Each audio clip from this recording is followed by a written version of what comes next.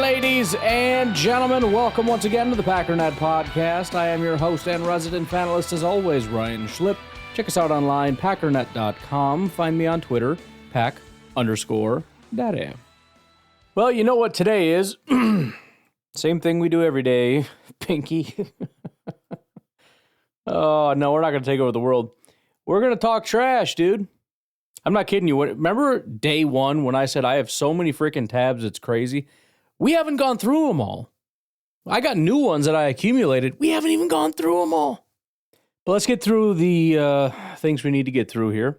First of all, just kind of clearing out some stuff. I'm sure you've seen it. But John Gruden signed a multi-year deal with Barstool Sports. I have no idea how much they're paying him. Probably a decent chunk. What a perfect fit for John Gruden. John Gruden's a weird freaking guy. And he was trying to do it solo. He's not very good at it. He's an old school. I mean, he's a legit old school guy. And I don't just mean that in terms of like he uses naughty words and stuff. He's a little rough around the edges. I mean, he is stuck in the 80s. He doesn't know how technology works. He's obviously got some young kids trying to help him with social media. Some of the stuff he was putting out, I don't know, man. He's a funny guy, but I'm not going to sit and watch that crap. Him on his whiteboard, like going through stuff. Like, then some of the super cringe, like the nicey thing. I don't know what that was, but ugh. But as soon as I saw he went to Barstool, I'm like, that's what he needs. He needs a place where he can just go sit on a couch and be John Gruden and let the other guys do all the stuff. Let them put out the content. Let them decide, you sit in this chair and talk about this thing. Here's the weird thing we're doing today. Take that off his plate and just let him be John Gruden. I love, man, these older guys getting into it. It made me so happy. The guys that just don't care anymore. They don't need the job. They just want to stay in the business, probably like the money, want to keep working, want to stay in football because they love football, but they also do not give a crap. Bill Belichick has been fantastic. John Gruden, I think, is going to be awesome. You even got, I don't really watch the college football stuff, but see some of the quotes with Nick Saban. That's a guy who just does not give a... I love that. I love that. It's all this stuff my whole life has been, for the most part, very stuffy, and they take these guys and they make them do the dumbest crap. I don't know who these producers have been for, like, Fox and whatever, but, man, you got, NFL legends, legendary head coaches, all that stuff. They're probably the same as these guys, but they get these jobs, they put them in these suits, they tell them to do these stupid little skits and talk this way and act this way, and it's embarrassing because that's not how football guys act. I don't know who you're appealing to, but it's stupid. I love that what's taking over sports media is just guys being dudes, It's just a group of football guys being football guys. It's not this stuffy, stupid nonsense. And Gruden couldn't have found a better fit. Got some fun new details about the New York Jets. Always a good time. First of all, I find this crazy. It wasn't that long ago that we had heard rumors that the Packers do not want Aaron Rodgers back. I'm getting choked up just thinking about it. It's a joke, by the way. I'm not. And it seemed crazy. Like, of course they want him back. I mean, he's an MVP, blah, blah, blah, blah, right? Turns out, no, they really wanted him gone. They made him gone. Now, I don't know if there's anything to this, but as I've said before, just the fact that things like this are being written really goes to show the state of things. This is written on LarryBrownSports.com. Steve Delvecchio wrote an article that says, do Jets want Aaron Rodgers back in 2025? What a freaking disaster. Just really think about this for a minute. I'm not going to read a word of this article. Think about this for a minute. 2022, the Packers were not good. Rodgers was not good. Everything was a disaster. The whole offseason was just a cluster. Gutekunst and Rodgers weren't getting along. Rodgers goes into his little darkness thing. He goes into hiding for a little while. Packers have a couple conversations. Rodgers throws a hissy fit about it. Decides to not retire, which he said he was going to, but since Gutekunst was talking to other teams about whether they'd be interested in a trade, he decided that pissed him off. And so he's going to go somewhere. He's going to find that team. He's going to find the team that all they need is a quarterback, and they're going to go on to win a Super Bowl, and he's going to show the world, right? So he finds a team that's got Robert Saleh. He likes Robert Saleh a lot from the 49ers because he respects the 49ers. a team that has a defense, because in his mind, all he's been missing all these years is a defense. They've got a number one wide receiver. So what could he possibly be missing? Everything's right there for the taking. Year one, guy goes out, gets injured within 4 plays. Comes back next year, and it is a complete disaster. All the players that you brought in are terrible. The offensive coordinator that you brought in is terrible. The team is worse than it was last year when Zach Wilson was the guy. It is a failure primarily of the offense, and instead of firing your offensive coordinator, they fire the defensive head coach, so then the defense completely falls off a cliff. The team is a joke from top to bottom. And in the midst of all that, the Jets don't even know if they want you back. It's like going on a blind date and you see somebody that's 90 years old and 500 pounds and missing teeth, and they look over at you and they're like, no thanks. Like, whoa, no. Me, no thanks. No, me, no thanks. Not you, no thanks. Me, no thanks. Okay? Can you hear me? Turn up your freaking hearing aid. I said no. In the midst of all of it, the entire team is a disaster, rather than seeing articles saying, poor Aaron Rodgers, the team is terrible and even he can't pull us out of it. No. The article is, do the Jets even want Rodgers back next year? As bad as everybody's playing, the Jets are still looking at Rodgers and going, yeah, but this dude's got to go. This guy is just the worst. If you don't know what I mean by things being a disaster, here's a couple examples. This is Sauce Gardner. Sauce, you mentioned tackling. This morning, Ulbrich said that he gave a tackling presentation for the team. What did you guys kind of take away from that, and how quickly can something like that actually return results on the field? We know how to tackle. We got to make the tackles. That's really it. We've been doing it. Simple. We really don't need no presentation. I know where he was coming from when he did it, but us as professional athletes, we got to be able to make tackles, me included for sure. If you haven't realized the importance of having a competent organization from top down after this year, looking at the Bears and the Jets, you really realize how important having a good head coach is. And all the complaints that we've had about the lack of preparedness and all that, and should we be blaming the head coach? Yeah, I think so. I love Matt LaFleur, but you're really starting to understand how much the things that happen on the field have to do with our organization at large. So the Jets' defense has had a couple bad days because you fired the head coach who is the defensive mastermind. The defense has been playing poorly. They're in a downward spiral. And so the new head coach that came in decided that what he was going to do is show them a slideshow presentation on how to tackle like they're 3-year-olds. Jeez. This is the new guy that came in that's going to fix everything. Instead of Robert Saleh, who is now with the Green Bay Packers, by the way, which is absolutely freaking hilarious. By the way, if we lose to the Bears, which we are not, but if we do, I'm blaming Saleh and I want him out of here because since he got here, I don't know. Haven't really seen what I was hoping to see. The offense last time they played, they weren't as good as I was hoping they were going to be. So this is redemption time where he needs to go because he's not helping. But that's not all. We get this. The Jet press said, I'm not sure I've seen an NFL team as checked out as the 2024 Jets. Think about that. This is a Jets fan. How many checked out, garbage, terrible teams have you seen? And this one, of all the years, the year that Aaron Rodgers is playing and healthy is the one year you're like, I've never seen something suck so bad in my life. He continues, they just let their starting kicker get signed by another team because they never bothered to add him to the 53. Joe Douglas hasn't worked in weeks. Coaching staff is over it. Players are just cashing checks. Now, there was some context here where Rich Cimini's like, well, no, they tried to sign the kicker, right? They tried to, add him to the 53 and all that. And the Jet press says, yes.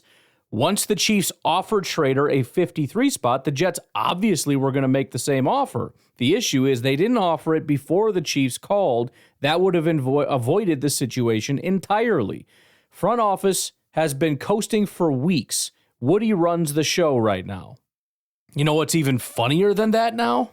So they lost their kicker because the Chiefs just signed him. Okay. So the Chiefs offer their kicker money, and they're like, oh, wait, whoa, I mean, we'll give you that too. And he's like, yeah, peace. Goes to the Chiefs. So now they don't have a kicker. Jets are out of a kicker. What are we going to do? We don't have a kicker. You know what they did? They signed Anders Carlson.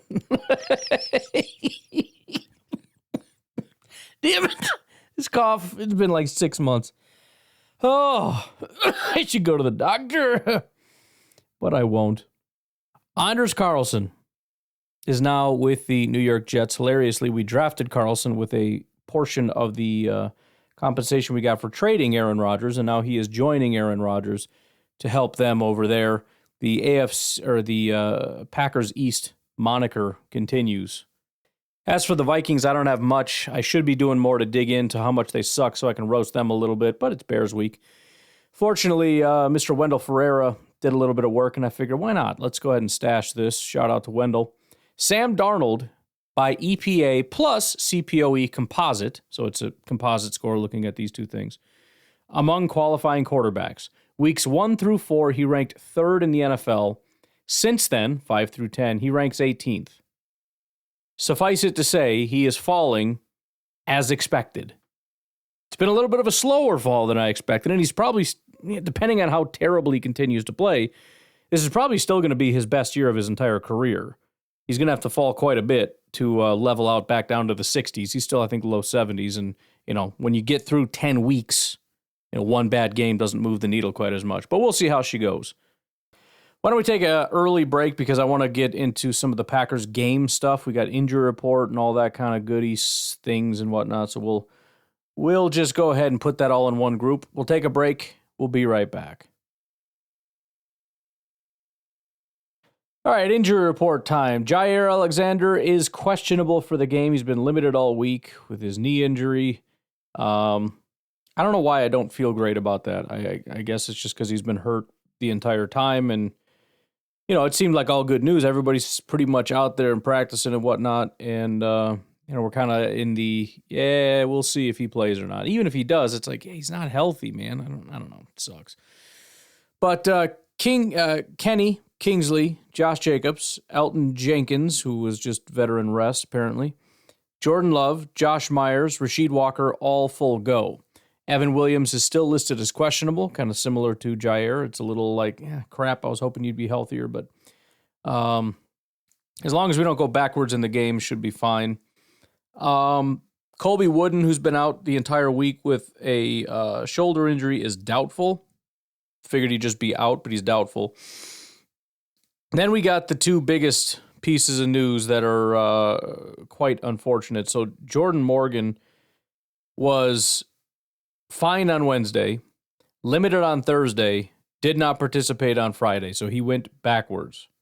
The injury apparently is a shoulder injury, and I guess it's the same injury he had in the offseason.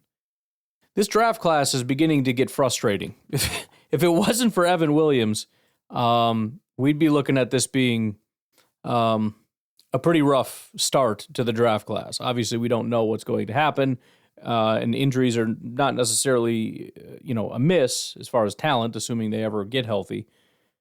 But to have a first-round pick that has been struggling with injuries and struggling to even get on the field is a little bit rough. And again, to really just have one guy, unless I'm missing somebody, safety Evan Williams, who's now injured, as the only guy that seems to be paying off. I don't know. We'll see, but it's scary, some of the stuff that we're seeing from this early returns. The biggest, I guess, not even concern, it's just kind of like, well, that sucks, is Marshawn Lloyd. So as you know, probably Marshawn Lloyd did return. He was designated to return as the official designation, and that means you have to be activated to the active roster within 3 weeks, 21 days, or else you will not be, you'll have to go back to IR for the rest of the season. You're done. And so the Packers are like, oh, he's close enough, probably be back this week, no big deal. And so they designated him that. They said, you can come on back and everything's going to be fine. The problem is that he developed appendicitis. Apparently, appendicitis is a thing that takes several weeks to recover from. I don't have any details on it. Of course, you go to the AI doctor, and everything comes down to, well, it depends. It depends how serious, how severe, etc. So if you had laparoscopic appendectomy, that really shouldn't be that hard to say. I thought I was going to nail that, and I stuttered all over it. Laparoscopic appendectomy. There we go. It's a minimally invasive procedure involving a small incision, typically allows for quicker recovery. Most individuals can resume normal activities within 1 to 3 weeks. Now, he has, I don't know how many days are left, but it began with 21 days. If he can come back in a week, he's good to go. But obviously, this is going to run up against his timeline, which means he may be shut down for the year, even if he's ready to go. If he crosses the 21 days and he's not on the 53-man roster, that's it, he's done. So apparently the Packers are talking to the league. I don't really know what the point is. The rules are the rules. I doubt they could make some random exception for him, but we'll see. As far as some other options, if it's an open appendectomy with a larger incision, you're looking at 2 to 4 weeks. That's probably not ideal. So his his window opened November 11th. So there's only been 4 days that have elapsed. That means there's 17 days remaining. So you're looking at just over 2 weeks remaining.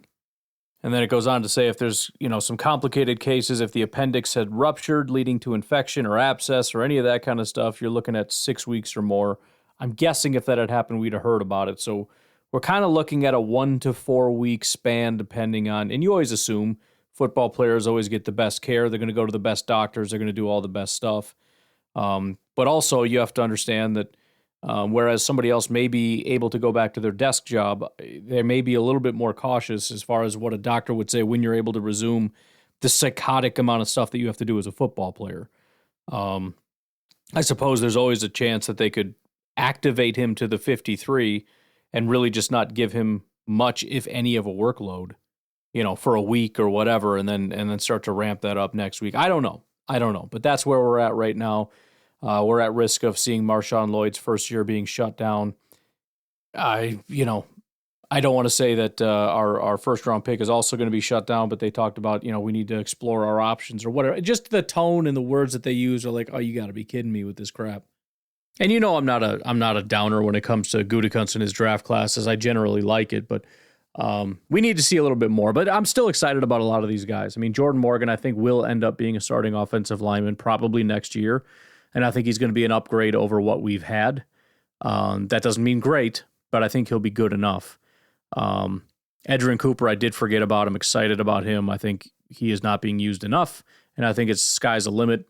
Bullard, I am not bullish on Bullard. I'll just say that, but who knows? He could eventually pop off. But sometimes a guy plays and you see him play and he's kind of grading out at the bottom.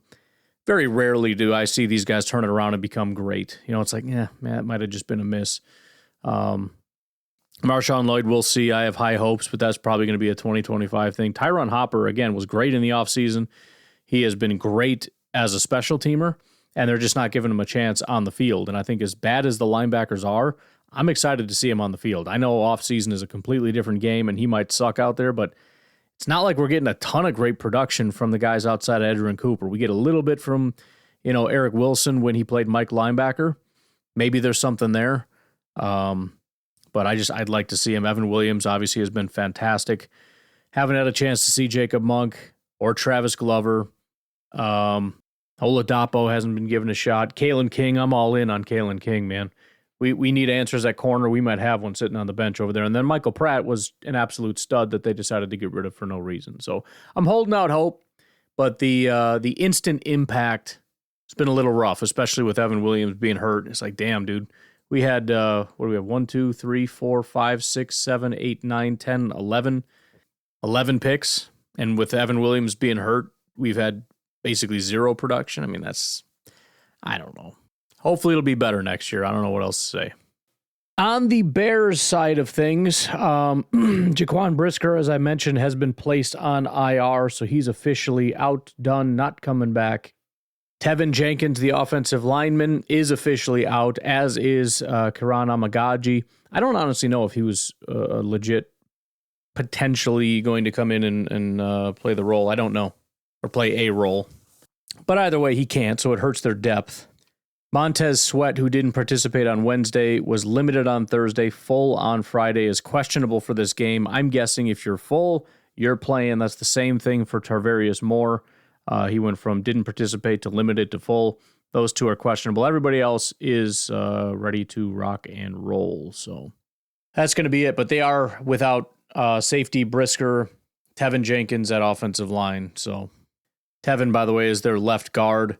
Looks like Ryan Bates is going to move from right guard to left guard.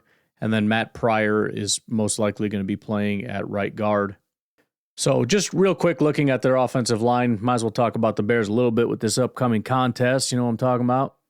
Braxton Jones, who is battling injuries on his own, he's going to play, but he's hurt. They've actually had 5 people technically have played that position. But Braxton Jones right now has a 73 pass blocking grade and a 70 run blocking grade. Again, the offensive line is nowhere near as bad as everybody says it is because the quarterback sucks. They have their issues, but they don't just have 5 garbage players. Losing Tevin Jenkins is a pretty big deal. He's actually a really good football player. He's just hurt constantly. He has a 75 pass blocking grade and a 73 run blocking grade. Losing him is going to hurt. As a result, assuming this is correct, Ryan Bates, who has played 98 snaps at right guard, is going to be, by the way, Nate Davis was the other right guard that had been playing, and he is no longer with the team. So they're losing everybody. So we're down to Ryan Bates. Ryan Bates has a 46.6 pass blocking grade and a 59 run blocking grade. It's a huge drop-off at left guard from Tevin Jenkins down to Ryan Bates. And then Matt Pryor has actually had a fantastic year so far. He's been their primary right guard, 373 snaps. He has an 80 pass blocking grade and a 70 run blocking grade, so it's not terrible. At center, they've got Coleman Shelton, 69 pass blocking, 67 run blocking. Again, really not that bad at all. And then at right tackle, Darnell Wright. The stats are just awful for all of these guys, but the grades are not terrible. As expected, Darnell Wright's a decent run blocker, 74, and then a 69 pass blocking grade, which is pretty close to a 70. So with the exception of losing their left guard, this is an offensive line that PFF gives pretty good grades across the board. You could say it's borderline better than the Packers if you wanted to. But if you look at the stats, Braxton Jones has given up 18 pressures, only 1 sack, but 18 pressures and 6 penalties, so that's a big deal. Right guard Ryan Bates, he's only played 98 snaps, but he's given up 3 pressures, including a sack, hit, and a hurry. At center, they've given up 12 pressures, a sack, 2 hits, and 9 hurries. At right guard, Matt Pryor, 12 pressures. He's given up 5 sacks, 0 hits, and 7 hurries. So that's where all the sacks are coming from, apparently. I don't know what the deal is there. He's only given up 12 pressures, but 5 of them are sacks. And then at right tackle, similarly, seems to be the side to attack if you want sacks, but right tackle Darnell Wright, again, grades are fine statistically, though. 5 penalties, 18 pressures, 5 sacks. So, again, I think a lot of it is probably the quarterback, but, we need our guys to take advantage. It's funny, too, because I've mentioned that pressures and sacks are largely a function of time, which is why better coverage is the best way to improve your pass rush, because it forces the quarterback to stay in and hold the ball for a little bit longer. And that's all pass rushers need is a little bit more time. And so when it comes to the Bears, I don't think it's necessarily that you're just going to whoop the offensive line as much as the quarterback's going to hold the ball just a little bit longer than he's supposed to, which is going to lead to extra time, which hopefully leads to more pressures, more sacks. Bears fans will fight to the death on that no, we just have the worst offensive line in football. Whatever. I don't care. I don't even want to fight you about it. The bottom line is they've had a ton of sacks over there in Chicago. And whatever the reason is, bad offensive line or stupid quarterback, we got to take advantage of that. Speaking of offensive line, found this little stat via PFF. Fewest pressures allowed. We've got the Denver Broncos with 60. The Miami Dolphins with 63. The Packers are third with 69. Detroit is 70. Cardinals 71. So there's been, like I said, a ton of metrics that show the Packers as being a very good pass blocking offensive line. This is just another one. Third best in terms of least pressures given up. And I like to bring these up because a lot of Packer fans hate our offensive line. Jordan doesn't have enough time. I know the run blocking, and it's not good, and I'm not going to fight you on that. But Some people really are deluded into thinking like Jordan's constantly under pressure. He's constantly having to move. Listen, every quarterback is that way. But compared to the other 32 teams, he has it third best. And some of that is Jordan, right? No question. Getting the ball out on time in rhythm, knowing how to navigate the pocket, all that kind of stuff. It helps. But a bad offensive line is not going to rank third. On the negative side, you've got penalty issues. We've talked about that, and I showed, some of the penalty stats. It's not great. It's not the worst. I don't remember exactly what the numbers were, but Matt LaFleur gave us a little bit of detail on some of the stuff that he knew. And he says, LaFleur says, this is via Bill Huber, they have had 18 red zone penalties this year. That's freaking brutal. Like, it's not surprising because we know that between the penalties and the sacks and all the negative plays for whatever reason, fumbles and, just tackle for a loss type stuff. But again, it also is somewhat of a positive because it's one of those things where you say, man, if we could just knock that off, think how much this is going to explode. And that there's so many things. There's 2, 3, 4, 5, 6, 7 things that you look at and go, man, if we could just not do that anymore, if we didn't drop touchdown passes and first downs, if we didn't get penalties on freaking holding plays on 20-yard runs, if we didn't get penalties that knocked us out of the red zone or knocked us out of field goal range, this great drive all the way down the field, and suddenly we're looking at a third and goal from the 35-yard line, like freaking jeez, we end up running the ball and kicking a field goal or whatever. It's nonsense. And then we got a little bit more trash talk here. I'll just go ahead and play this real quick. Giving you the context, Montez Sweat tweeted in March about his rivalry with Green Bay, and Keyshawn Nixon responded by saying it's not a rivalry. So that was the exchange back then, and he's completely correct. Montez tweeted at you and Preston back in March that you developed a rivalry. You said, this ain't no rivalry. No. Do you still feel that way? Absolutely. Montez my dude, but I don't even think he's playing, so. He's questionable, I think. He's going to have to eat that tweet up. Why don't you think it's a rivalry? I haven't lost him since I've been here. So, is that a rivalry? I love it. And there, like I said, there is that exchange right now about, don't give him Boiler. And listen, there have been times where I would have agreed with that, and I would have just very simply said, come on, there's no need for that. Don't give him any fuel. Don't do that stuff. Be smart. I'm not doing that this week. I'm just not. I don't care. I want you to talk trash, and I want you to beat them. It's both. Yeah, talk trash and then follow it up with a beating. That'd be great. And talk trash as you're beating them. I want you to be in their face. I want you to laugh in Caleb's face after he throws a pick. I want you to I don't care. I'll take a couple penalties. I don't care. They're so beaten that their fan base is. Let me show you something. Let me just show you this. They don't even care right now. They're not. They. It's not even about, man, I hope we can beat them. It's let's just get this over with, okay? Spit in my mouth and get it over with. I said what I said. That's how it is right now. So responding to somebody on Twitter about, Bears fans are boring and they're not even doing anything, Austin, Bad Takes Fugues on Twitter, says, usually, even if the Bears suck, I get really hyped for Packers games. I don't care this year. I'm tired. Just obliterate us. Saif Khan in the comments says, I'm finished this year. I'll be honest. Even when we're losing in Justin Fields in 2022 and 2023, I was still excited for every game because I didn't know what was going to happen each week. This year, I am fully done. Just simulate the season. This is not a conversation. Okay? We have faced more formidable Bears teams through this period. Bro, the Tyson fight is on. Check this out. Heavyweight champion of the world, Iron Mike. That dude's going to lose. It's going to be really depressing, but I hope he finds a way to win.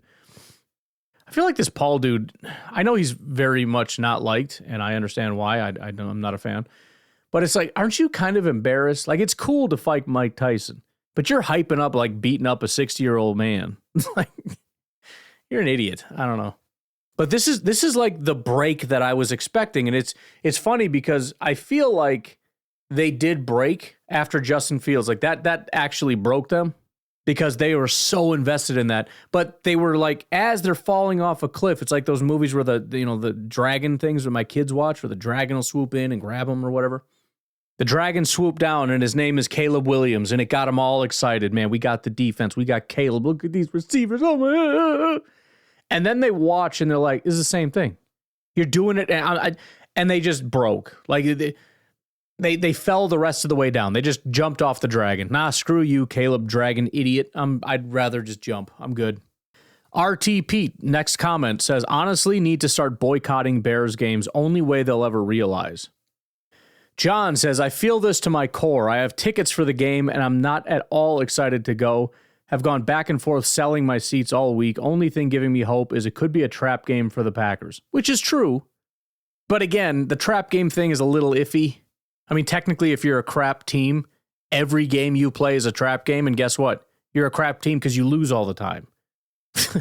It's completely contradictory and impossible, because the problem is if you're a bad team and when you face somebody, it's a trap game, which means that you're going to win, then you would end up having a winning record, which means it wouldn't be a trap game. So we wouldn't, you know what I'm saying? Like it doesn't work. It doesn't work. And I'm just not playing that freaking game. Cedric the Entertainer. Did not think that was him. He's all coming to America out, man. Looking like the Princess Amunda. That's a funny guy, by the way, Cedric. Hilarious. The King's a Comedy thing, I watched that 1,000 times. Bernie Mac's funniest man on planet Earth, but Cedric cracked me up. Anyways, Mr. Smith, continuing, this is just every comment. I want to lose by 75. As much shame and embarrassment as possible for the people in charge. It's getting to the point where Bears fans are my favorite follows because they hate the Bears right now as much as I do. They hate this organization so much. They hate the McCaskies. They hate everybody in charge. They hate everybody that's done this to them. And they should, the amount of pain that they've endured. They keep taking out their frustrations on us. Bro, the only reason I'm fighting with you is because you're defending them. Get out of my way and let me go get the Bears. In fact, you can join in and now they are. They're rooting for the Packers to beat the Bears by 75 points. Edward Penry says, yeah, honestly, what's the point? Who cares? I was just been watching The Sopranos, and I don't know if you watch it, but there's a point where like his son gets massively depressed, and he starts saying things like, what does it matter anymore, or whatever. And the point was, like, that's suicidal language. It's very dangerous when people start talking like that. I don't know who Sibley Scholes is, but the host of this boxing match forgot to get dressed, so that's awkward. She forgot to put her pants on, so I don't know. Evan H says, beat us so bad we have to fire the coach. 40-6, Packers win. This is comment after comment rooting for the Packers, saying, I quit. I'm not doing this. I hate this. This is dumb. I want to lose. I want them to suffer. I want them embarrassed. I want them all fired. We're in this together. Packers and Bears fans are going to be at the game cheering for the Packers and booing the Bears. The Packers will probably do the cheering for the Packers part. The Bears fans will do the booing for the Bears, but they're on the same team, more or less. Noah says, do you think the Packers at -6.5 is a lock? I'm contemplating dropping a bag on it. They're looking at it going, dude, 6.5? That's free money. By the way, I'm not betting that. I'm not. I put all my money on this Tyson fight, so it does. I couldn't if I wanted to. I might let it ride if I win big on this. Who's that lady in the middle? I know her. Rosie Perez. I know her. Is she from White Man Can't Jump? That's Roy Jones! Roy Jones! I love Roy Jones. Bro, I didn't watch a whole bunch of fighting and stuff, but I maxed out on like Roy Jones highlight videos. Back in the day when it like pre-YouTube, when my buddy would just like burn DVDs, and I'm watching Roy Jones and Mirko Krokop highlight reels just getting freaking jacked out of my mind. Roy Jones was a bad boxer, dude. And by that I mean a good boxer until he got knocked out and then just got scared and didn't want to fight anymore. I don't know who that dork on the left is, though. All right, well, I kind of already started making fun of the Bears. I just wanted to bring up a couple things. Why don't we take our final break and come back and just start punching the crap out of their face, okay? Does that sound good? All right. We will take a break, and we'll come back and start punching faces. Just a couple more things here on the quarterback that I found. I might dig a little bit more. I don't know. It says, Week 10 review, the unofficial Caleb Williams report card of his 42 called passing plays versus the Patriots. How many were like star power good? 0. How many plays did he rate as very nice? 5. How many plays are just 23. How many plays were substandard? 10. How many were gross? 4. So of 42 plays, there were 5 that he said, oh, that was nice. That's it. No very good plays. 5 plays that were like, oh, good job. Just want a reminder, this is what we're doing, right? This is what we're playing, okay? Just want to be very clear on that. There's another chart here that Scott Barrett, at Scott Barrett DFB, posted. One of these fantasy guys with tons of stats and whatnot. It's one of those charts that you got that's, got the old X and Y axis. On the X axis, you have pressure to sack rate. Now, just I didn't look it up, but you can kind of understand what we're doing here. We're talking how many times when you get pressured do you end up getting sacked? What is the percentage? Because we see that a lot with our guys where it gets annoying, where it's like, oh, they got all the pressures, they don't have any of the sacks.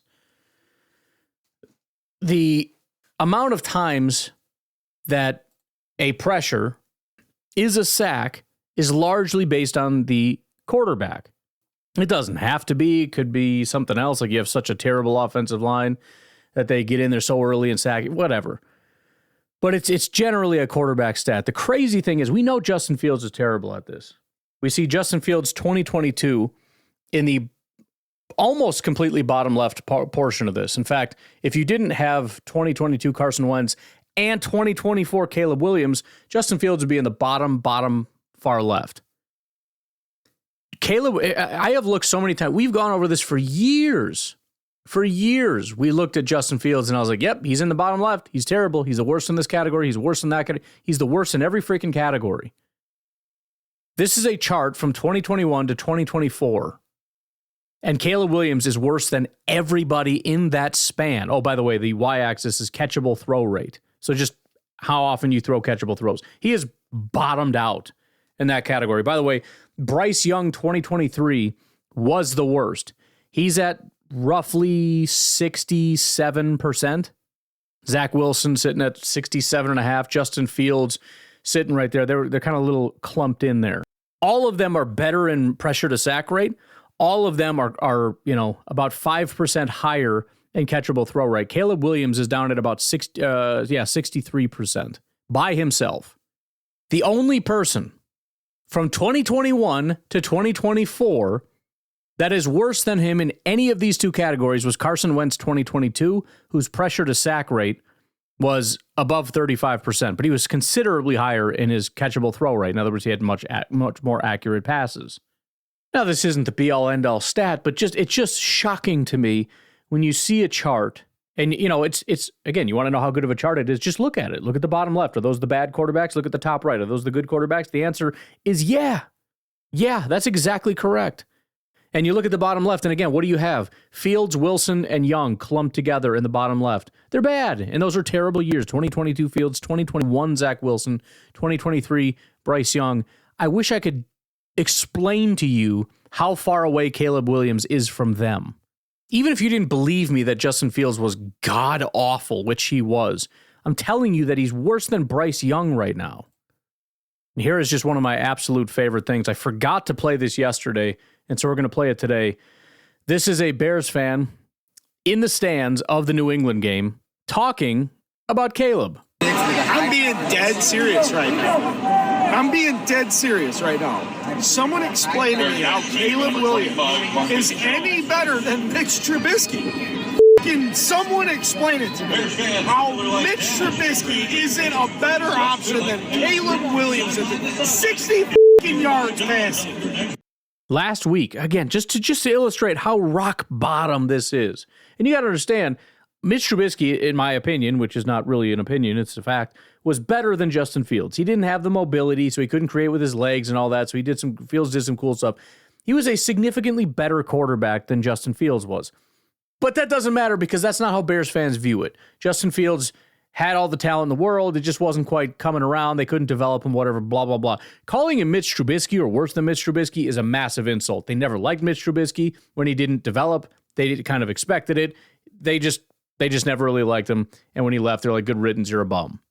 To sit in the stands and watch your quarterback, who you believe was going to be a generational talent because everybody told you that, greatest quarterback we've seen since whatever, Trevor Lawrence probably, but whatever. But everybody told you, no, this is the guy. This is the can't miss. Justin Fields was great, but it was never 100%. It was 90%. It was never 100%. Now we are 100%. This is the guy. And you're sitting there at a New England game. So you're like, oh, at least they can't screw this one up. Right? They're coming off a bye, I think. And, worst team in football. I'm going to watch the Bears. This is going to be the big turnaround. And they're just the worst. And you have Bears fans out there saying, explain it to me like I'm a freaking child how this guy is better than Mitch Trubisky. Rock bottom. I do want to get to some of these other clips that I have here and fun little things, but what the heck is going on? This boxing match is like a clown show. Anyways, I want to go through and see where Caleb actually ranks in some of these categories because he is the great savior of the franchise. Currently, as a passer, Caleb Williams ranks 35th out of 41 quarterbacks. If we bump this up a little bit for guys that have played a little bit more, because a lot of those guys, didn't play more than like 3 games or whatever, 50% of the maximum dropbacks is the filter that I'm using. Out of 26 quarterbacks, Caleb Williams ranks 26th. He is behind Gardner Minshew, Deshaun Watson, Matt Stafford, Bo Nix, Jared Goff, Jalen Hurts, Dak Prescott, Daniel Jones, Jordan Love. He's below everybody. If we look at his yards per attempt, I'll put the filter back out so it's not as few quarterbacks. He ranks 32nd in yards per attempt, just 6.1. He has, 9 touchdowns, 5 interceptions. His completion percentage, he ranks 33rd, just 60.5% of his passes. His big-time throw percentage is 31st, tied with that fraud Pat Mahomes at just 2.5%. What a freaking fraud that guy is. Pat Mahomes. If you look at adjusted completion percentage, for those that want to blame drops or some nonsense, he ranks 33rd. He is 1 spot ahead of Jameis Winston. Caleb Williams has the 8th highest time to throw, up there with the usual Justin Fields and Anthony Richardson and Jalen Hurts and all the guys that hold on to the ball for a long time, scrambling type guys, or guys that just suck at football and get sacked a lot. It's one of those two things. If we just look at his EPA per dropback, he ranks 29th. So yeah, dude's not good. But all right, let's rip through a few of these. Dan Wiederer, who we just mentioned, Chicago Bears guy. If you're the Packers defense and you're watching this film of Bears Patriots, you're seeing a Chicago's offense that is absolutely defeated and doubting. A coordinator change can only do so much to fix that. That was about as ugly of an offensive showing as you'll ever witness. You got ML Football putting this one out. How in the heck is Matt Eberflus still the Bears coach? 14-29 record, which was worse than Nagy's 34-31. Locker room issues. 3rd offensive staff hired. Coached a franchise record 14-game losing streak. 8 assistants fired in 14 months. 0-18 in Sunday away games. Blown 5 games with a 95% win chance. That is crazy. How do you lose 5 games when you're up to 95% win chance? That's brutal. Chase Daniel says Bears have gone 2 straight games without a touchdown since 2004. I'm guessing he's saying that's the first time since 2004. That's a fireable offense for the person who runs the offense. Rock bottom for Bears fans. A couple fun comments. The very top one says, this is the worst run team I've ever seen. Fire Eberflus, Waldron, and maybe the front office. Totally unacceptable to hold the line this bad, and the play calling could not be worse. Caleb regressing as a result. Doesn't matter who we have at quarterback if it's like this. Here's a fun stat for you.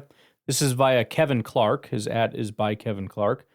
He is football on ESPN 2 Tuesdays at 2:30, so he's whatever.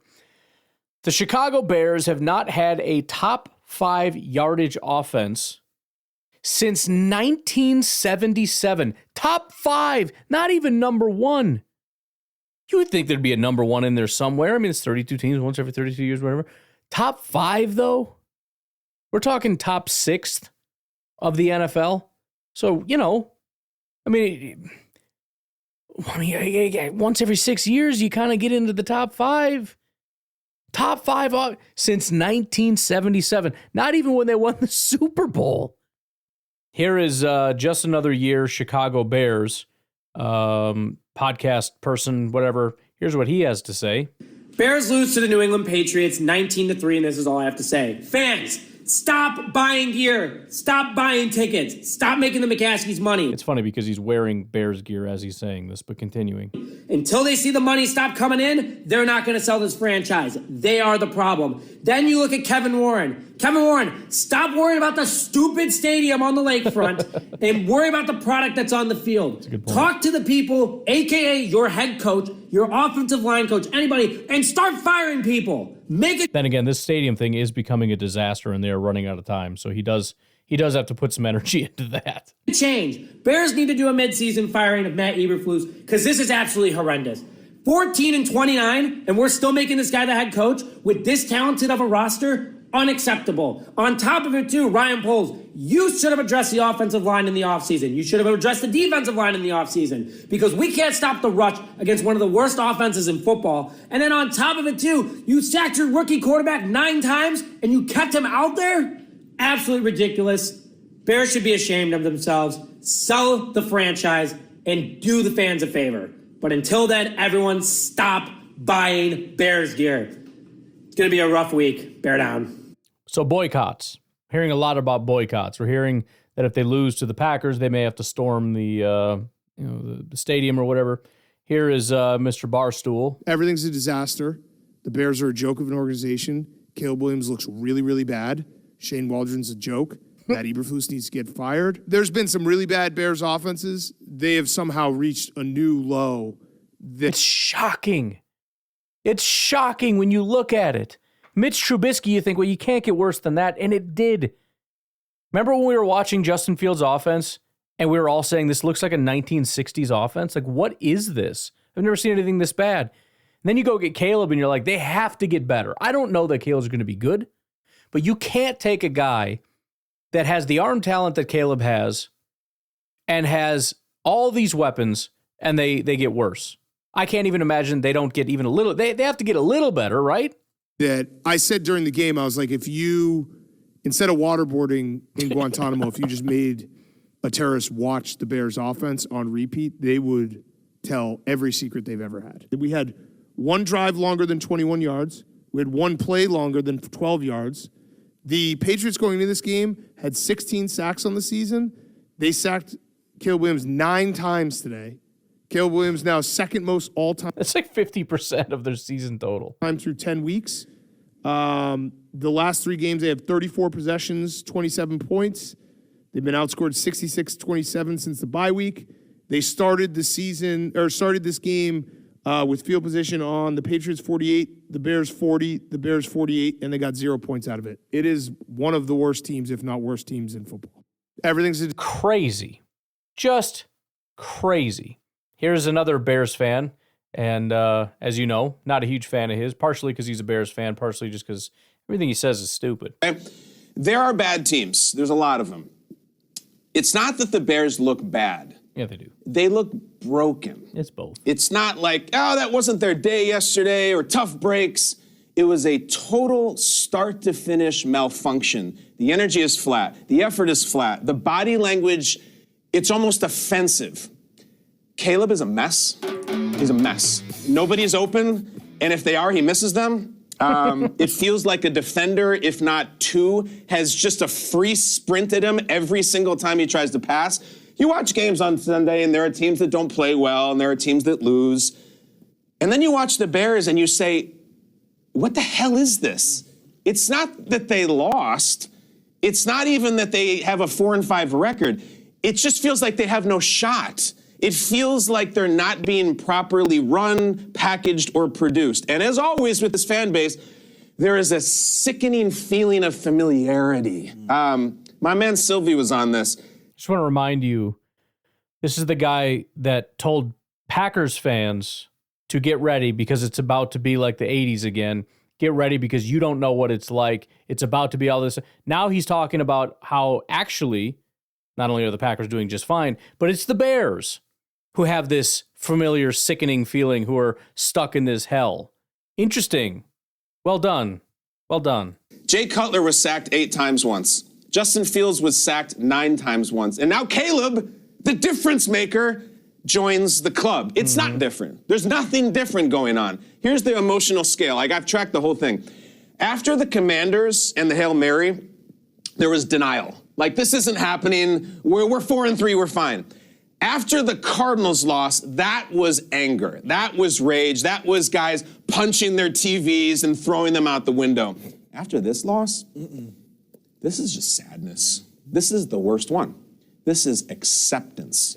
They didn't punch their TVs. It's exactly correct. They don't care anymore. Yesterday, they turned them off.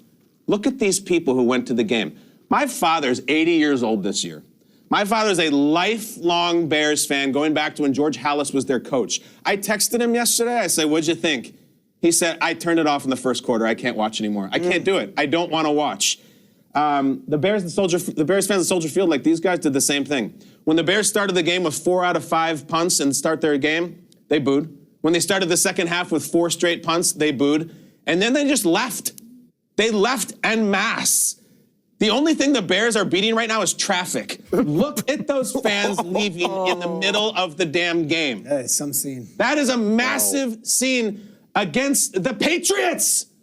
The Patriots. Now, I'm going to calm down. I'm going to finish by saying this. A little bit of anger I left. do not come on here on this show at this table with these co-hosts and scream for firings. It's just not my style. But I'm also not impressed by the pride that the Bears have and the fact that they have never done it in the middle of a season before in their 100-plus year history. No points for that. Just like no points for the offense. But I will say this. I prefer to be an optimist. If you watch the game, though, I also refuse to be a liar. And if you were someone from the get-go who said, they're going to blow this, they're going to break Caleb, watch. The Bears are who you thought they were. The Bears are who you thought they were. I have nothing else I can possibly Denny Green. say. Sorry. Well, listen, I hate to keep saying he keeps making great points, but when it comes to talking about terrible teams being terrible, he makes some good points. Listen, I was even skeptical of the breaking Caleb thing because it's like, look, I understand the organization is bad, but we're giving too much credit to these quarterbacks, namely Justin Fields, and just pretending that these are elite quarterbacks and the Bears just break them. Come on. Great quarterbacks are going to come in, they're going to be great. And I do believe that. I think if you had a really good quarterback and they came into Chicago, he would be a good quarterback. We've seen examples. We've seen examples of guys getting open. He either doesn't throw it, doesn't see him, it doesn't throw an accurate. If those are completed, this is already a much better team, right? But still, all the people that came out and said it's not going to matter because they're just going to ruin them anyways. I mean, they're not feeling bad or wrong about their predictions. Here's Danny Parkins on that random dude's show. I can never remember the name of his show, but Danny Parkins is a Chicago Bears guy, goes on a national show to talk about the Chicago Bears, and here's how that went. It's offense, it's defense, and it's special teams. That's amazing. So you worried about them ruining Caleb? I'm worried about everything, Mark. I'm worried about everything. It's really annoying what's happening right now. Right. Okay? In the offseason, everyone was like, oh, Matt Eberflus, he sounds kind of smart because he's got a new haircut and he's dressing fresher. By the way, that's exactly how Bears fans act. It's just so stupid. Poles is great because he's got swagger, and Justin Fields is awesome because he's got a six-pack. And now our head coach, look how fresh he looks. You guys are children. You're like little 13-year-old TikTok morons. And I was like, we're looking for answers. Find answers. Because yesterday, again, you allowed the franchise quarterback to just get rocked. He was hit 13 times. He was sacked 9 times. And at the end of a blowout, he keeps taking big hits. They're not just handing the ball off or taking him out of the game. Like, they're endangering him and stunting his development. It's been 23 drives since the Bears last scored a touchdown. And it's just insulting to all of our sensibilities. And today, Shane Waldron should be stripped of his play calling duties because you need to do something. Yeah, that already happened, so we'll leave it at that. Here's the last one, and I want to talk about this for just a minute before we get out of here. But first is Colin Cowherd. He says something that's quite hilarious. Here is the headline of the tweet or whatever. It says, if it's a coaching search and there's 7 job openings this year, would it surprise you if the Bears hired the 7th best option? According to Adam Schefter, in Chicago, there were conversations, said Schefter. I don't know how close they got, but yes, there were conversations about whether one of the solutions was to bench Caleb Williams. But to bench him to give him a break and try and save him. So, brother, add to that. By the way, freaking hilarious. So we've heard this. So just to be clear, because I don't think I said this, there were talks about veterans were talking to the coaches about we want the backup quarterback, right? And that was corroborated by somebody else. You had Bears fans coming out with supposedly real evidence that it was not veterans, that it was actually, what the heck is his name? The backup quarterback's dad, the arm wrestler. He was like messaging people. He's been messaging people. They hate that guy. He talks, he runs his mouth, which I believe it. Go watch him arm wrestle. That's what they do. They talk trash, and he is the king of talking trash. But the rumor was, no, he was just pumping that to the media, saying that it was a thing and it's not a real thing, and shame on them for actually doing that, which I doubt. Actual real members of the media are going to say that, yes, veterans are going there because the frickin' guy's dad. Come on. But now we have Colin Cowherd saying that he's hearing from people that there were actual conversations.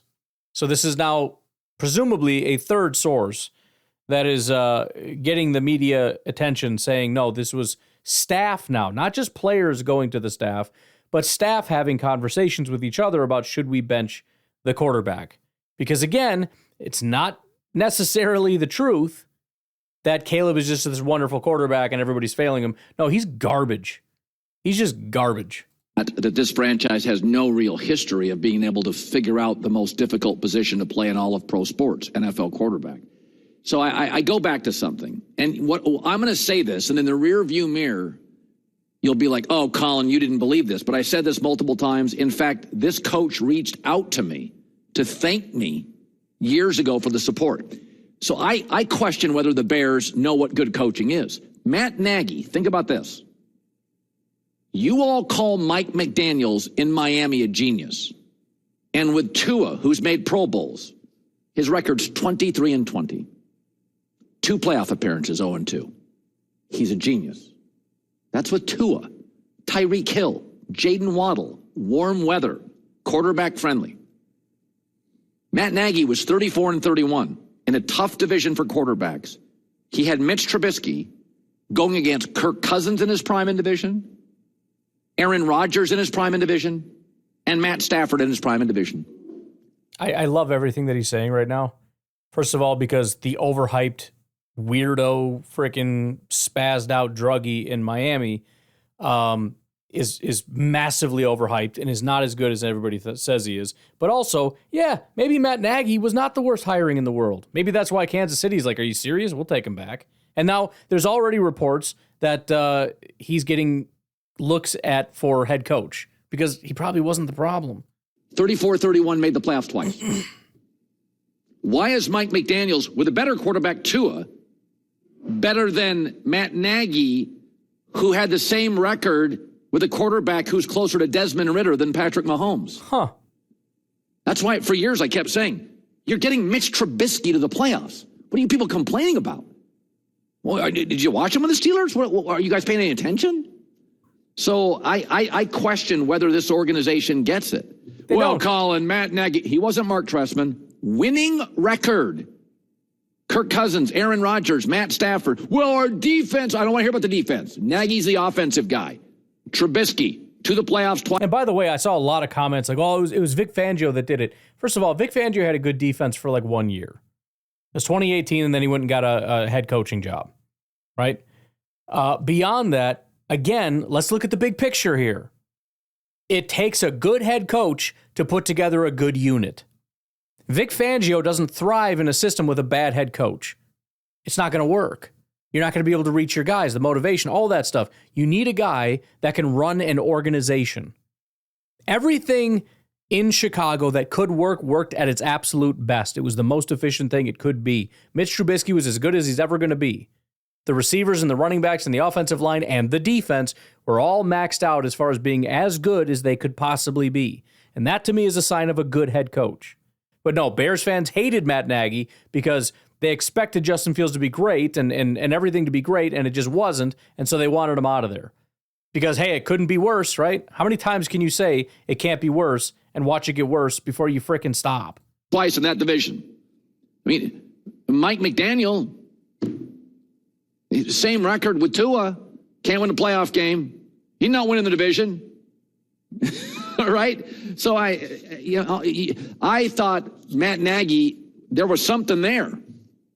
But they bum rushed him out of town. A lot of Andy Reid. By the way, Andy Reid hired him back. The minute he could, Andy Reid's like, no, I'll take Matt Nagy back. So, just saying, I question so much about the Bears, and one of them is I thought they had a pretty good coach. I'm not saying Matt Nagy's top 8, but I thought he was pretty good. I mean, y'all want to bum rush Mike McCarthy out? He won 12, 12, and 12 with Dak Prescott. I mean, he's obviously a B to a B plus coach. So this thing there's a lot of issues. It may be Caleb, but I just have so little trust in the organization to get it right.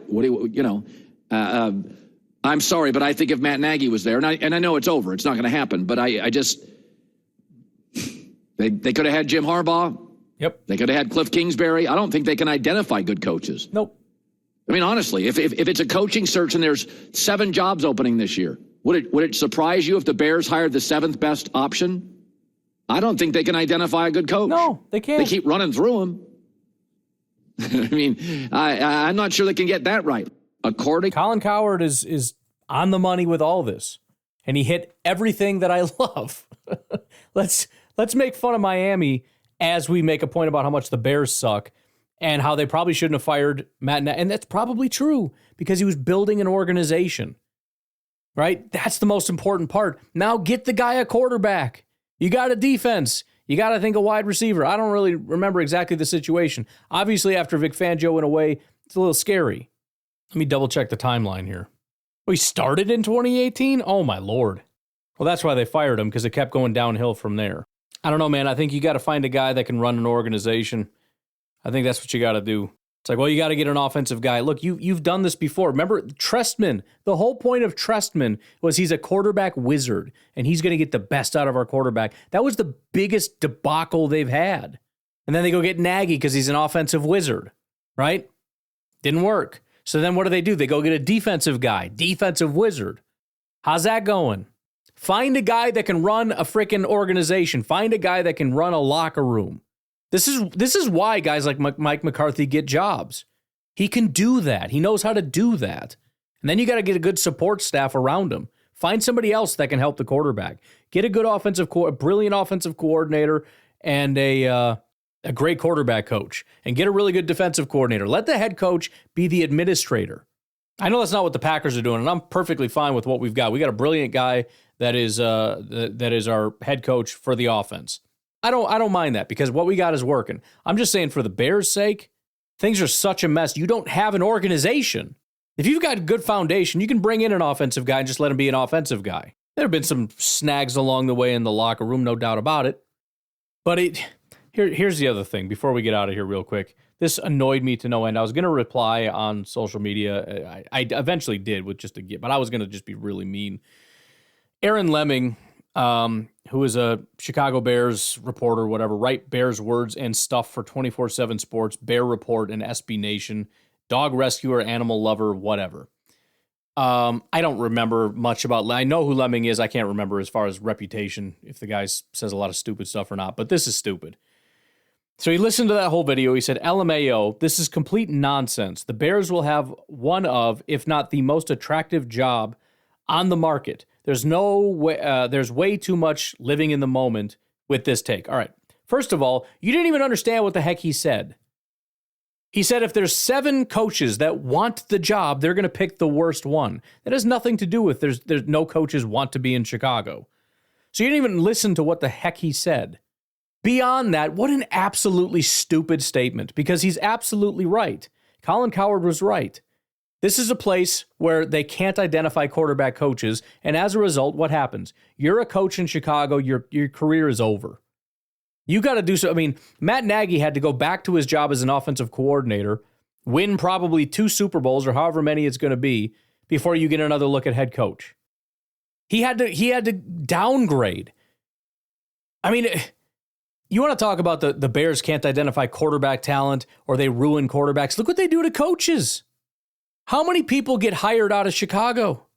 How many people get promoted out of Chicago? How many of their Vic Fangio did. That was it. That was 2018. Guy went from defensive coordinator to head coach. Chicago is where you go to get fired. You go to Chicago. It's a terrible run organization. They're not going to give you good players. They don't know how to run things. They don't know how to build a football team.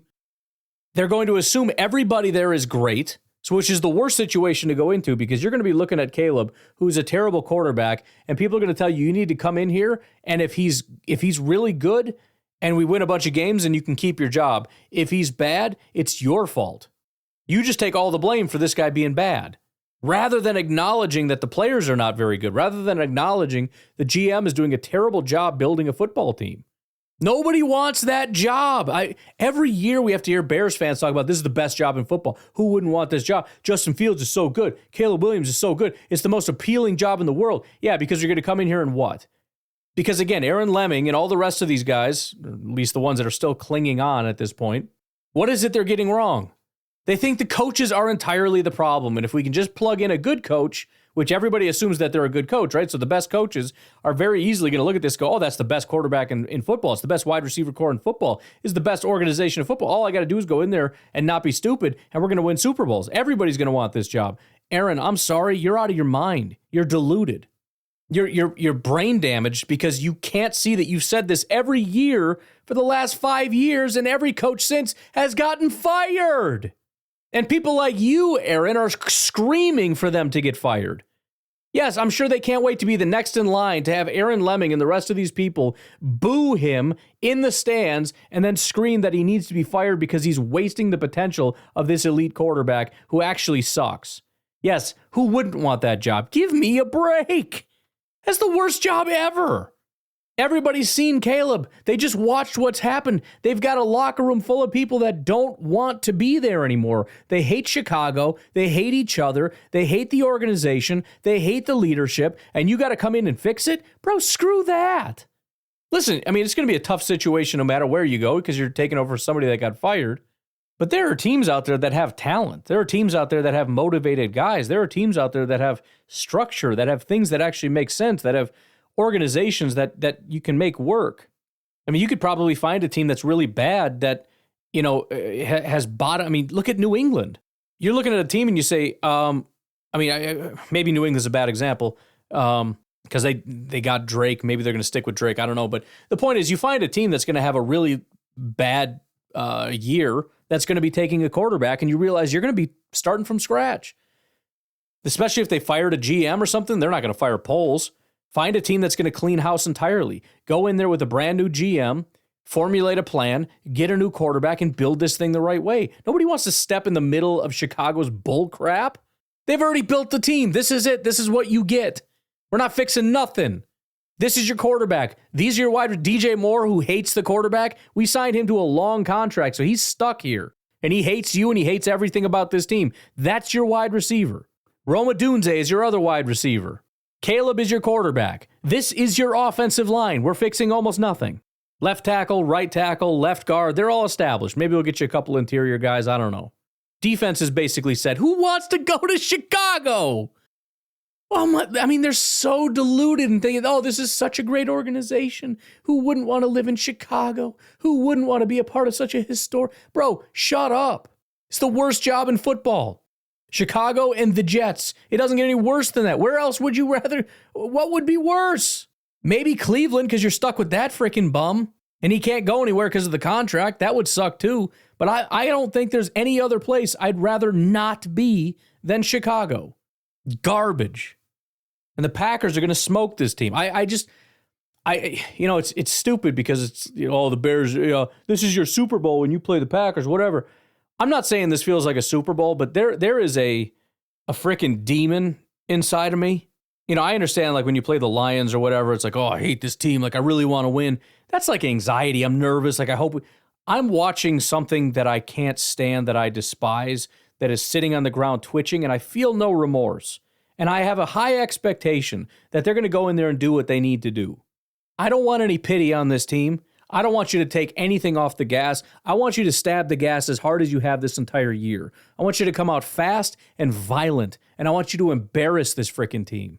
Yes, it's more important that we beat the Vikings and that we beat the 49ers and that we beat the Lions. Those are more important. There's no doubt about it. But I can't stand this team. And I am very, very proud of the reputation the Packers have against the Bears. It brings me absolute joy, and I don't want them to mess this up. I want you to talk all the trash you can. I want you to embarrass this damn franchise. Embarrass them. They're already broken? Nah, I think they can be broke more. I think they can be broke a little more. I think there are new lows that they don't know exist, and I want you to help them find it. That's what I'd like. Anyways, I'm going to get back to watching these ridiculous boxing matches and eventually watching, unfortunately, Mike Tyson probably get laid out. He's not even going to get laid out. It's just going to be freaking whatever. It's going to be stupid. I hope Mike Tyson knocks him out, dude. That'd be the best thing in the world. Anyways, I'm out of here. You guys have a good rest of your day, night, whatever. Have a good one. I'll talk to you later. Bye-bye.